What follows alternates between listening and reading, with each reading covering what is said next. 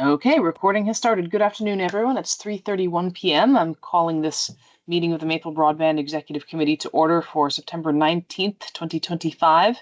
Thank you all for taking time out of your Friday to attend this special meeting in order to review and hopefully approve our financial statements for 2024 in order that we can get them submitted to the Federal Clearinghouse, respecting our auditor's limited availability to do her bits to make sure that we push all the pieces by the deadline.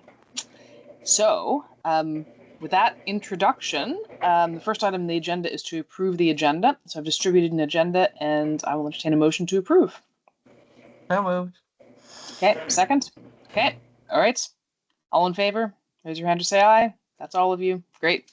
Okay, so the next item is approval of the 2024 financial statements. I'm presuming we're going to approve them, but obviously discussion around them. So I distributed them this morning just to give you guys a bit of a recap for the record.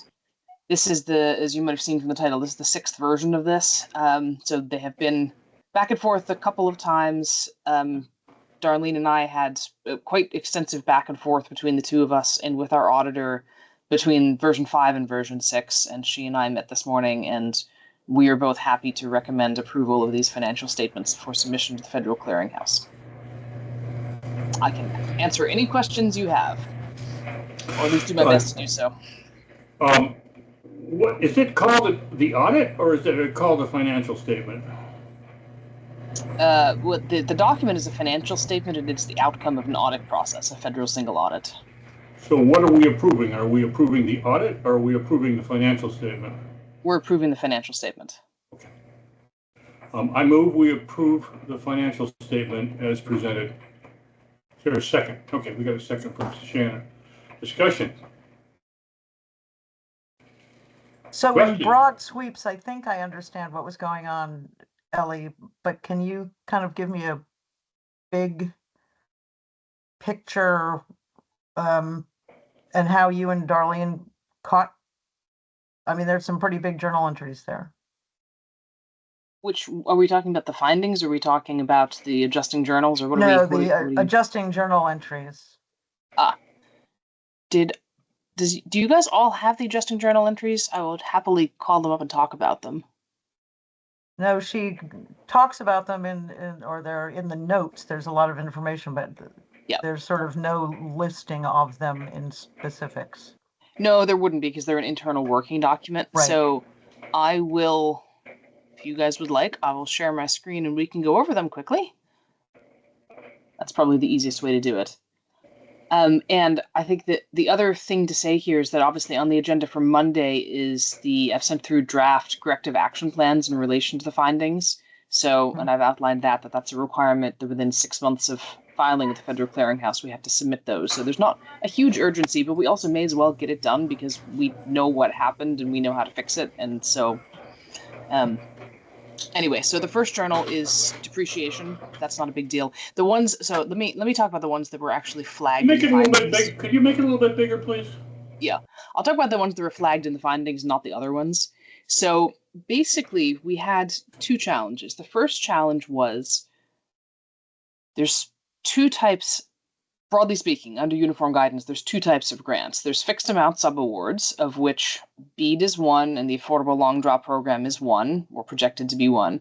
And then there's another kind, which is reimbursement-based grants. And our construction grant and pre-construction grant were of the second kind. They were reimbursement-based grants. And so under uniform guidance, you are not supposed to recognize revenue when the money comes in. So if we issue an invoice and it's paid, you're not supposed to recognize the revenue. You're only supposed to recognize the revenue when you have met the terms of the grants inclusive of spending the money. So basically, we were not recognizing revenue properly since the beginning.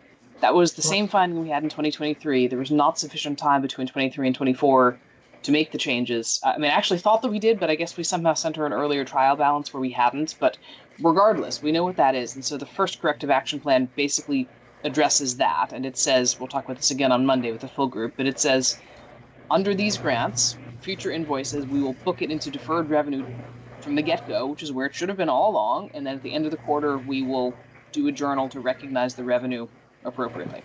So that's these ones, basically. This is all the revenue that we had booked that we shouldn't have booked, okay? Yep. Yep. This one looks a little funny, but this is, so these two together form the second finding. There was a case where we had a invoice that should have been classed to the construction grant that was classed to the pre-construction grant, and our monthly checks that I do as part of the ledger didn't check that. So that's the first part of the corrective action plan in relation to that, is that was just a boo-boo. Yeah, these things happen. Because we were issuing a number of invoices all at the same time, and most of them were to pre-construction, and mistakes happen. Anyway, so that's what this is. This is taking it out of one grant and putting it into the other grant. And then this one is, if you guys recall, we overdrew our construction grant at the end of last year because of this, because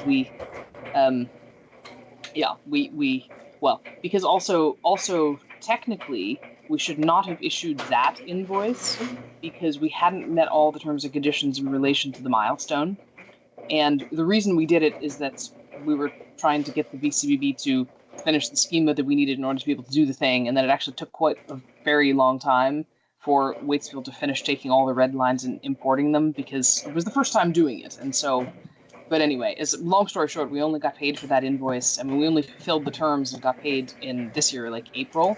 And so actually we really shouldn't have issued the invoice last year, and so that was another problem. But regardless of that, and just as a result of the fact that it took us so long to meet that milestone, we spent more money on construction than we actually had in the construction grants. And so this journal is to account for the fact that we were overdrawn on a cash basis, and so we actually had a grant receivable because we'd gone out over our skis in terms of the money and borrowed from other funds. And so that is not something that would typically be happening. But having said that, I've now put into the corrective action plan, this is just part of the quarterly reconciliation we'll do, is to check to see if this is the case. And if this is the case, we'll make a journal, and then we'll back out the journal when we're paid. So just so that'll also help you guys when you're reading these things in preparation for Monday, so you can understand what's what. So that's that. Thank you. That's very helpful. My pleasure.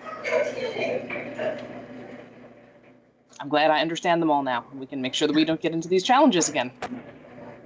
And then, of course, like I said earlier, just to make things really, really fun, the next two grants that will hopefully be awarded if things go according to plan will not work this way. So we're going to have to make sure that we have a process. But, at least again, I now understand this. Darlene understands this. Lynn understands this. So we're the challenges we've had in the past, I do not anticipate in the future.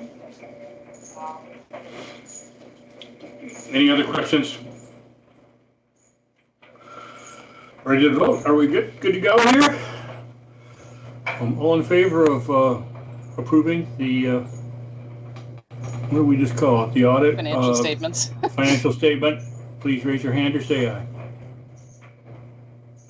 All right. Thank you all. Unanimous. That is unanimous. Thank you. We have quorum. It is unanimous. I do appreciate your time on a Friday.